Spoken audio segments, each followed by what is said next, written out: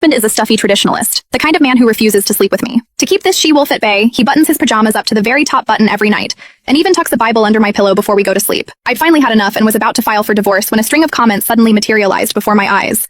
Poor Dragon Lord. About to be abandoned right in the middle of his heat. This side character is so blind. He's not putting a Bible under your pillow.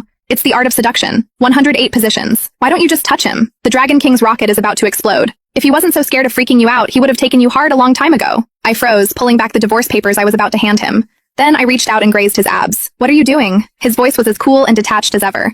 The floating comments continued to scroll past. Is the male lead a ninja? How can he hold back like this? It's the third day of his heat. It's not his fault. He's just terrified of scaring her off, so he's forcing himself to be a perfect gentleman.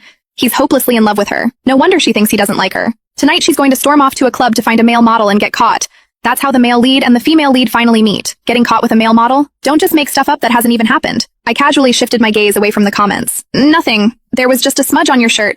I was just wiping it off for you. Arthur Price didn't say a word, just stared at me for so long I started to think he'd figured out I was planning to divorce him. Nervous, I was about to crumple the divorce papers in my hand when I saw him grab his bathrobe and head into the bathroom. My heart sank. I barely touched him and he had to go wash himself? Is he really that repulsed by me? But the comments were going wild. Silly girl, he's not washing you off, he's...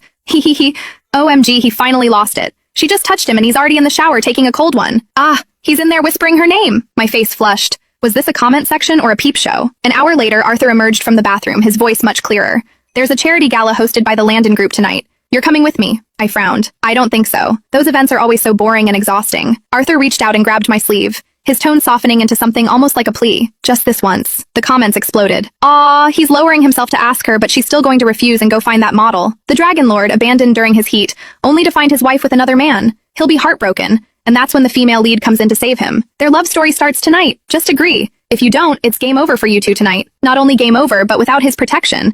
His other admirers are going to torture her half to death. A shiver ran down my spine. The refusal on the tip of my tongue took a sharp turn. Fine, I'll humor you this time. The comments went nuts. Wait, what? How did she agree? Arthur seemed to let out a quiet sigh of relief. Before, I would never have noticed. But now, a comment reading, "A dragon's Adam's apple is an erogenous zone," emboldened me to take a closer look. And that's when I saw it. The corners of his eyes were tinged with red, a stark contrast to his usual cool demeanor. A suspicious, feverish heat seemed to radiate from his entire body. On a whim, I reached out and touched his Adam's apple. Arthur shuddered violently, his breath catching in his throat. His Adam's apple bobbed and a low, groan rumbled from his chest. You.